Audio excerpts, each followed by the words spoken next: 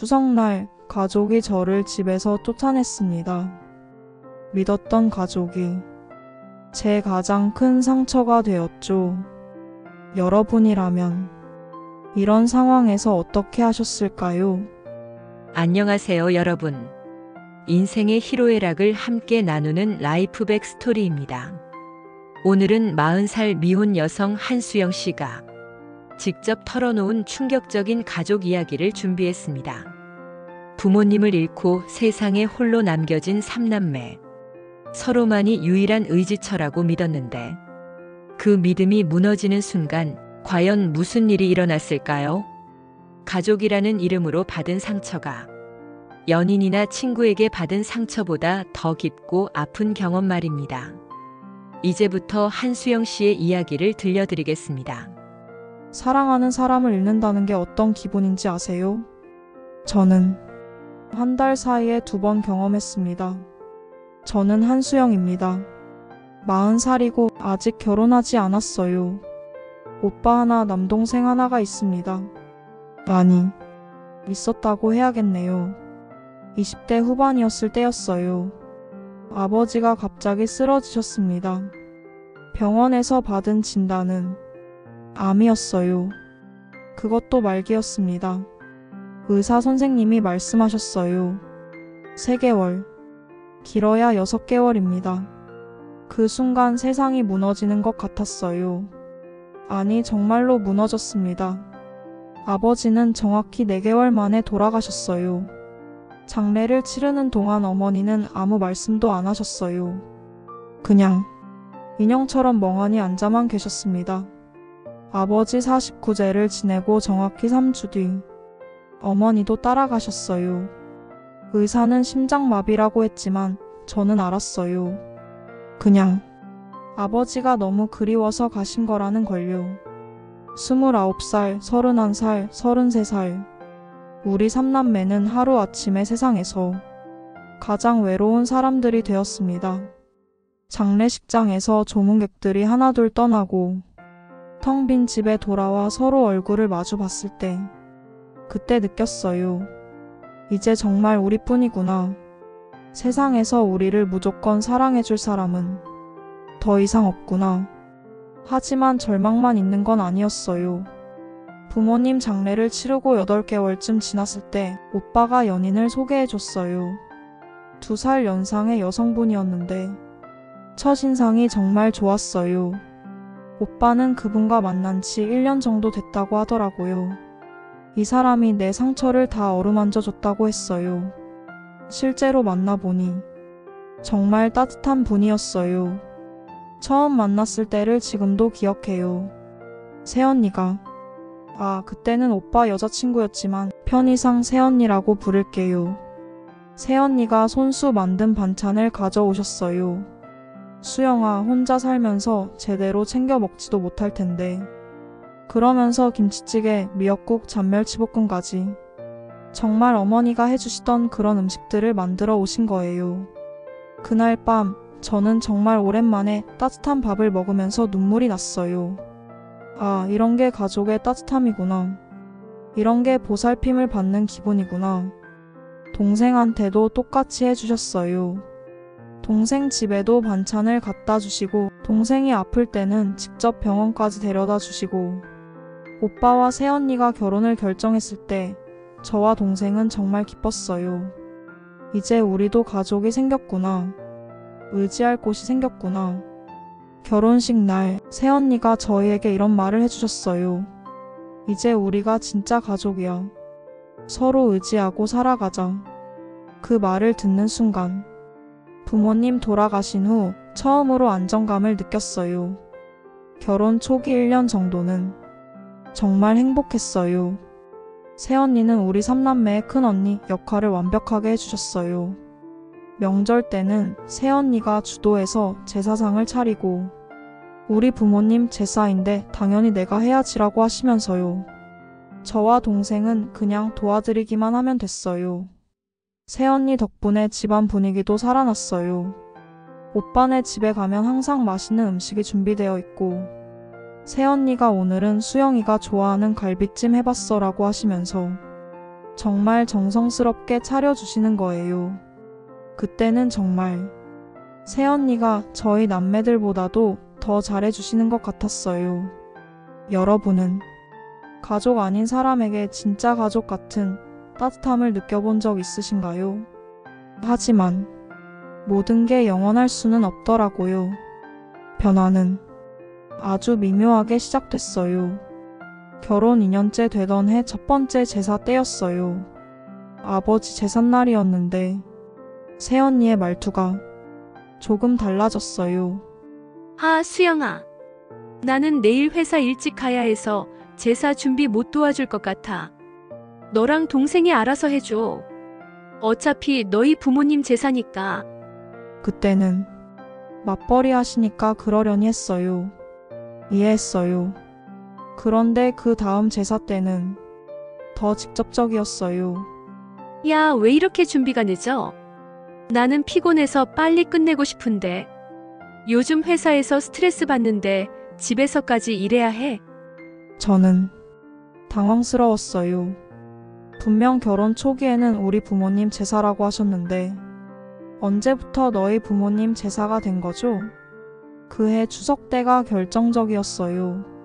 저와 동생이 오전 일찍부터 와서 제사상을 준비하고 있는데 새언니가 오후 2시쯤 일어나서는 이렇게 말하는 거예요. 아직도 안 끝났어? 진짜 답답하다. 이렇게 복잡하게 할 필요 있어? 요즘엔 다들 간소하게 해. 왜 우리만 이렇게 옛날 방식으로 해야 해? 저는 정말 억울했어요. 분명 작년까지는 새언니가 더 정성스럽게 준비하자고 하셨는데 부모님이 돌아가신 지 얼마 안 됐으니까 더 정성을 다해야 한다고 하셨는데 갑자기 왜 이런 말씀을 하시는 건지. 하지만 저는 참았어요. 오빠가 중간에서 힘들까봐. 새언니와 갈등이 생기면 오빠가 더 힘들어할까봐. 그래서 그냥 네, 알겠어요. 다음엔 더 간소하게 할게요 라고 했어요. 지금 생각해보면 그때 제대로 얘기했어야 했는데 새언니 무슨 일 있으세요? 예전과 말씀이 다르신데 이런 식으로 솔직하게 물어봤어야 했는데 저는 그냥 피하기만 했어요. 문제를 덮어두기만 했어요. 그 후로 상황은 점점 더 악화됐어요. 새언니의 말들이 점점 더 날카로워졌어요. 어느 날 오빠네 집에 갔는데 새언니가 이런 말을 하시더라고요. 수영아, 너 언제까지 혼자 살 거야? 나이도 이제 30 중반인데 남자들이 기피하는 나이 아니야? 그러면서 혹시 너 때문에 우리가 신경 써줘야 하는 거 아니야? 라고. 그 말을 듣는 순간 가슴이 철렁 내려앉았어요. 새언니가 나를 짐으로 생각하고 계시는 건가? 하지만 그때도 저는 대답하지 못했어요. 그냥 웃기만 했어요. 몇 달 후에는 더 직접적인 말들이 나왔어요. 너희 오빠 월급으로는 우리 살기도 빠듯해. 그런데 명절 때마다 돈 나가고 너희까지 챙겨야 하고. 정말 언제까지 일해야 하냐고. 여러분이라면 이런 말을 들었을 때 어떻게 반응하셨을까요? 참으셨을까요? 아니면 맞서 싸우셨을까요? 그날 밤 오빠한테 조심스럽게 물어봤어요. 오빠 혹시 새언니가 우리 때문에 스트레스 받으시는 거 아니야? 오빠는 한참을 머뭇거리더니 이렇게 말했어요. 아니야. 그냥 요즘 회사에서 힘들어해서 그래. 이해해줘. 하지만 오빠도 예전과는 달랐어요. 전에는 저희한테 먼저 연락하고 자주 만나자고 했는데 점점 연락이 뜸해지고 만나자고 해도 바쁘다 다음에라는 말만. 그때 깨달았어요.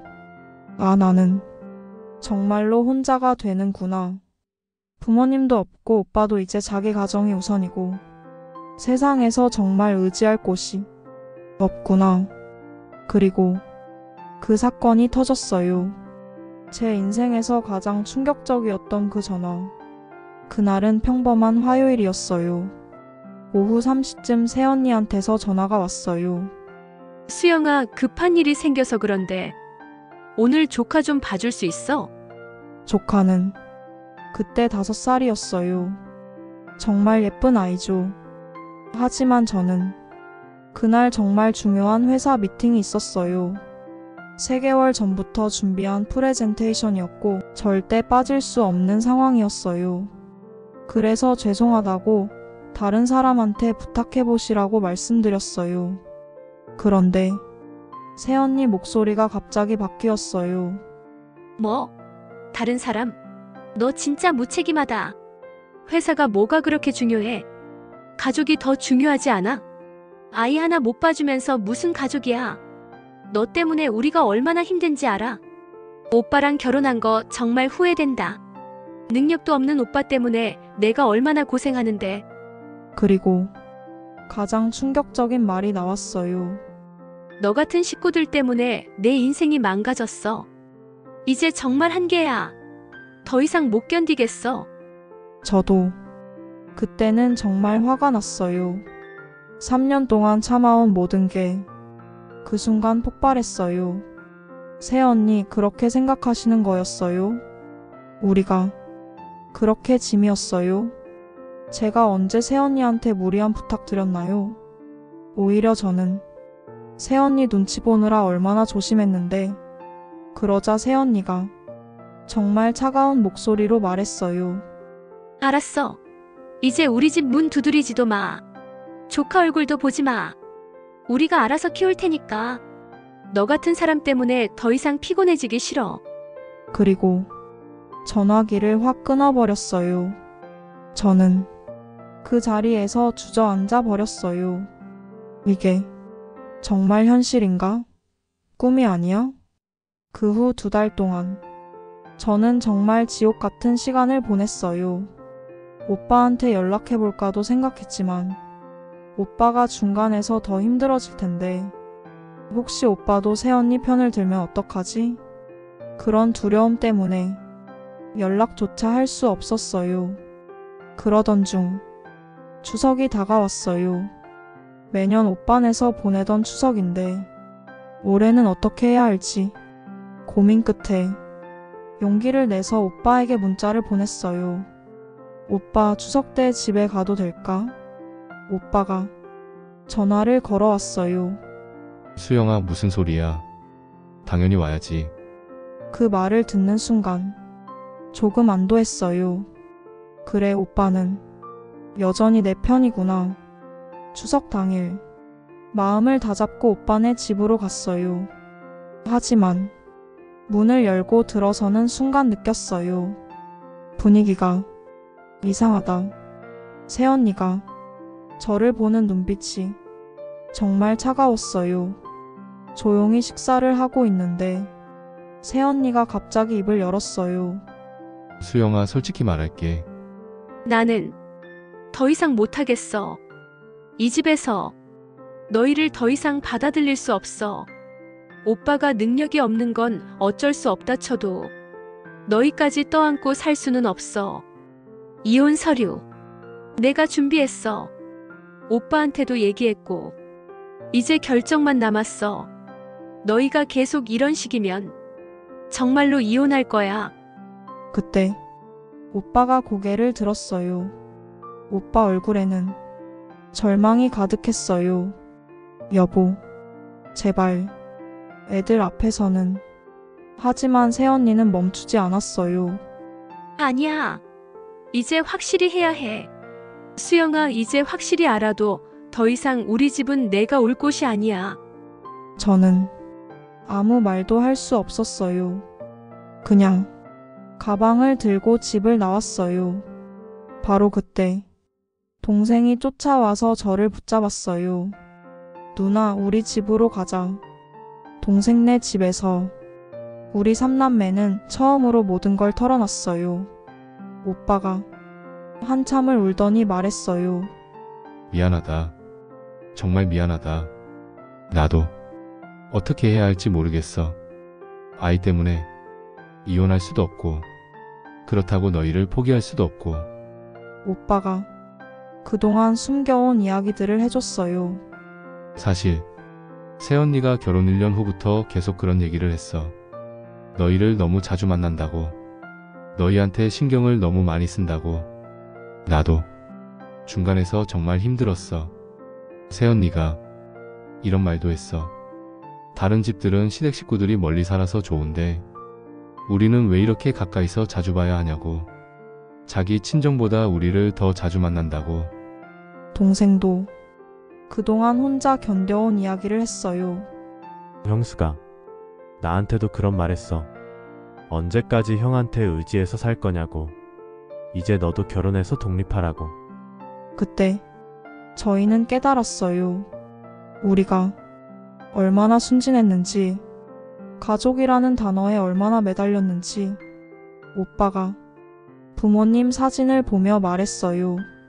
아버지, 어머니, 저희가 이렇게 흩어져도 되는 건가요? 저희가 뭘 잘못한 건가요? 그날 우리 삼남매는 약속했어요. 새언니가 우리 사이를 갈라놓을 수는 없다. 혈육은 그 누구도 끊을 수 없다. 서로 더 자주 만나자. 더 많이 의지하자. 그 일이 있은 후 벌써 2년이 지났어요. 오빠는 아직도 새언니와 함께 살고 있어요. 아이 때문에 쉽게 결정할 수 없다고 해요. 하지만 우리 삼남매의 관계는 오히려 더 깊어졌어요. 이제 저희는 새언니를 의식하지 않아요. 오빠와는 새언니 몰래 따로 만나기도 하고, 동생과는 거의 매주 만나서 서로를 의지해요. 결국 새언니는 우리 사이를 갈라놓지 못했습니다. 삼남매는 더 단단해졌습니다. 이 일을 통해 많은 걸 배웠어요.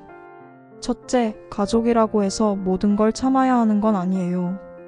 둘째, 진짜 가족은 혈연이 만드는 거예요.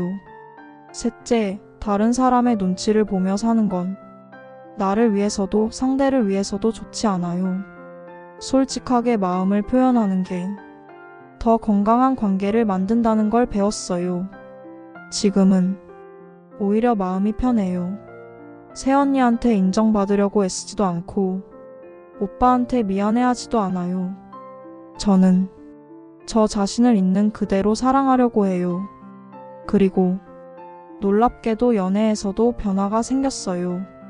예전에는 누군가 저를 좋아해도 의심부터 했거든요. 이 사람도 언젠가는 나를 버릴 거야. 하지만 이제는 조금 다르게 생각해요. 설령 헤어지더라도 그 순간만큼은 진심으로 사랑하자. 상처받을 것을 두려워하며 사랑을 피하는 건 진짜 인생 낭비다. 실제로 요즘 좋은 분을 만나고 있어요. 처음에는 또 의심했어요. 이 사람도 언젠가는. 하지만 그런 생각이 들 때마다 스스로에게 말해요. 수영아, 그건 새언니 때문에 생긴 상처여. 이 사람은 새언니가 아니야. 여러분, 혹시 저와 비슷한 아픔을 겪고 계신가요? 가족이라는 상처받고 계신가요? 그렇다면 꼭 기억하세요. 당신 잘못이 아니에요. 당신이 부족해서가 아니에요. 당신은 사랑받을 자격이 충분한 사람이에요. 만약 가족 중에 당신을 힘들게 하는 사람이 있다면 첫째, 무조건 참지 마세요. 참는 게 미덕이 아니에요. 당신의 마음도 소중해요. 둘째, 솔직하게 표현하세요. 나는 이런 말을 들으면 상처받는다고 말하세요. 셋째, 경계선을 그으세요. 가족이라도 여기까지는 안 되라는 선이 있어야 해요. 그리고 가장 중요한 건 당신 자신을 포기하지 마세요. 저처럼 연애도 포기하고 결혼도 포기하고 그렇게 움츠러들지 마세요. 여러분도 비슷한 경험이 있으시다면 댓글로 나눠주세요. 나도 이런 일이 있었다. 나는 이렇게 극복했다. 서로의 이야기가 누군가에게는 큰 위로가 될 거예요. 우리는 혼자가 아니거든요. 저희 부끄러운 이야기를 끝까지 들어주셔서 정말 감사합니다.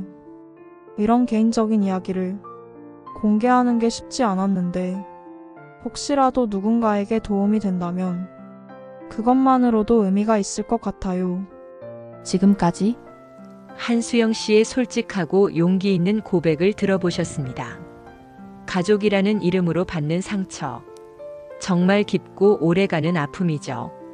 하지만 한수영 씨처럼 그 상처를 딛고 일어서는 것, 자신을 사랑하는 법을 다시 배우는 것, 그것이야말로 진정한 치유의 시작이 아닐까 합니다. 여러분 중에도 혹시 비슷한 아픔을 겪고 계신 분들이 계실 텐데요. 한 가지만 기억해 주세요.